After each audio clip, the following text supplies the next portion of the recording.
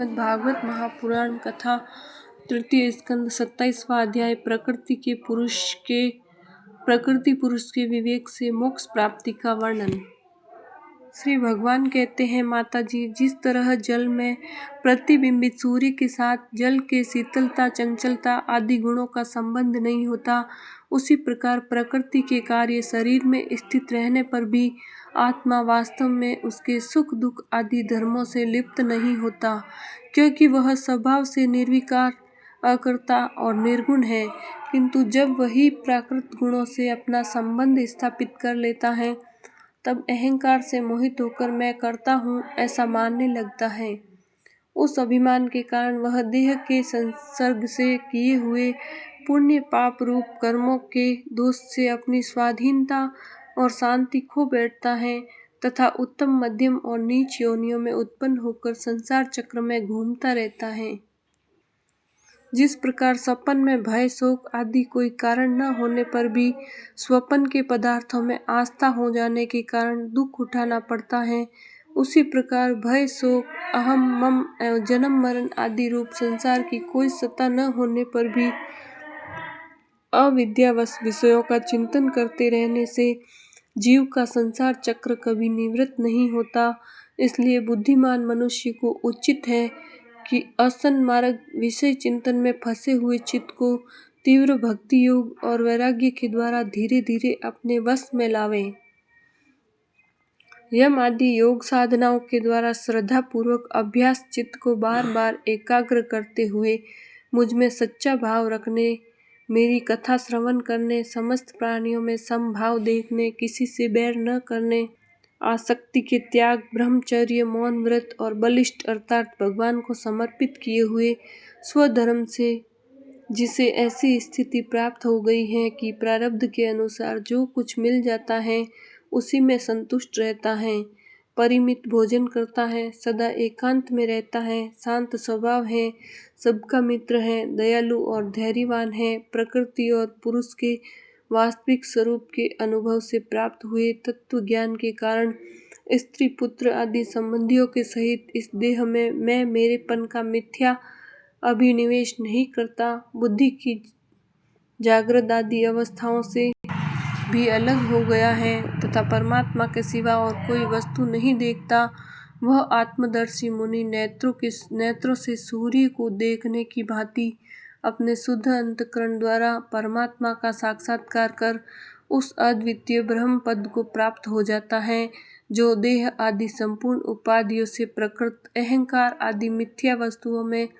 सत्य रूप से भासने वाला, जगत कारण भूता, प्रकृति का अधिष्ठान, महद आदि कार्य वर्ग का प्रकाशक और कार्य कारण रूप संपूर्ण पदार्थों में व्याप्त है। जिस प्रकार जल में पड़ा हुआ सूर्य का प्रतिबिंब दीवार पर पड़े हुए अपने आभास के संबंध से देखा जाता है और जल में दिखने वाले प्रतिबिंब से आकाश स्थित सूर्य का ज्ञान होता है, उसी प्रकार वैकारिक आदि भेद से तीन प्रकार का अहंकार देह, इंद्रिय और मन में स्थित अपने प्रतिबिंबों से लक्षित होता है और फिर सत परमात्मा के प्रतिबिंब युक्त उस अहंकार के द्वारा सत्य ज्ञान स्वरूप परमात्मा का दर्शन होता है, जो सुषुप्ति के समय निद्रा से शब्द आदि भूत सूक्ष्म इंद्रिय और मन बुद्धि आदि के अव्यक्ताकृत में लीन हो जाने पर स्वयं जागता रहता है और सर्वथा अहंकार शून्य है। जागृत अवस्था में यह आत्मा भूत सूक्ष्म आदि दृश्य वर्ग की दृष्टा रूप में स्पष्टतया अनुभव में आता है, किंतु सुषुप्ति के समय अपने उपाधिभूत अहंकार का नाश होने से वह भ्रमवश अपने को ही नष्ट हुआ मान लेता है। और जिस प्रकार धन का नाश हो जाने पर मनुष्य अपने को भी नष्ट हुआ मानकर अत्यंत व्याकुल हो जाता है, उसी प्रकार वह भी अत्यंत विवश होकर नष्टवत हो जाता है। माता जी, इन सब बातों का मनन करके विवेकी पुरुष अपने आत्मा का अनुभव कर लेता है, जो अहंकार के सहित संपूर्ण तत्वों का अधिष्ठान और प्रकाशक है। देवहूति ने पूछा, प्रभु, पुरुष और प्रकृति दोनों ही नित्य और एक दूसरे के आश्रय से रहने वाले हैं, इसलिए प्रकृति तो पुरुष को कभी छोड़ ही नहीं सकती। ब्राह्मण, जिस प्रकार गंध और पृथ्वी तथा रस और जल की पृथक पृथक स्थिति नहीं हो सकती, उसी प्रकार पुरुष और प्रकृति भी एक दूसरे से छोड़कर नहीं रह सकते। अतः जिनके आश्रय से अकर्ता पुरुष को यह कर्म बंधन प्राप्त हुआ है, उन प्रकृति के गुणों के रहते हुए उसे कैवल्य पद कैसे प्राप्त होगा? यदि तत्वों का विचार करने से कभी यह संसार बंधन का तीव्र भय निवृत्त हो भी जाए, तो भी उसके निमित्त भूत प्राकृत गुणों का अभाव न होने से वह भय फिर उपस्थित हो सकता है। श्री भगवान ने कहा, माता जी, जिस प्रकार अग्नि का उत्पत्ति स्थान अरणि अपने से ही उत्पन्न अग्निदेव जलकर भस्म हो जाता है, उसी प्रकार निष्काम भाव से किए हुए स्वधर्म पालन द्वारा अंतःकरण शुद्ध होने से बहुत समय तक भगवत कथा श्रवण द्वारा पुष्ट हुई मेरी तीव्र भक्ति से, तत्व साक्षात्कार कराने वाले ज्ञान से, प्रबल वैराग्य से, व्रत आदि नियमों के सहित किए हुए ध्यान अभ्यास से और चित्त की प्रगाढ़ एकाग्रता से पुरुष की प्रकृति दिन रात क्षीण होती हुई धीरे धीरे लीन हो जाती हैं। फिर नित्य प्रति दोष दिखने से भोग कर त्यागी हुई वह प्रकृति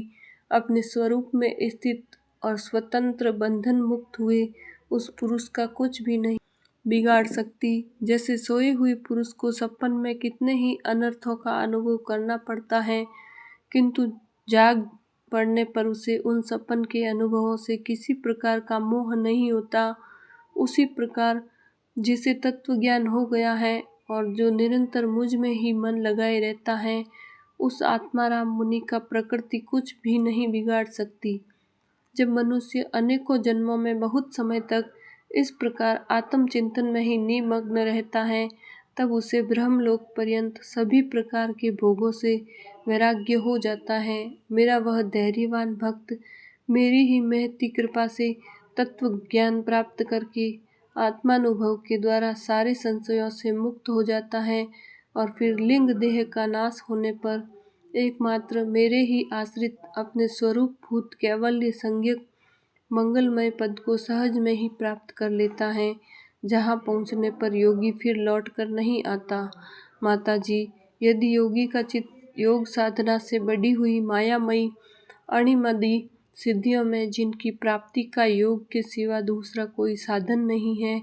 नहीं फंसता, तो उसे मेरा वह अविनाशी परम पद प्राप्त होता है, जहाँ मृत्यु की कुछ भी दाल नहीं गलती। बोली श्री कृष्ण चंद्र भगवान की जय।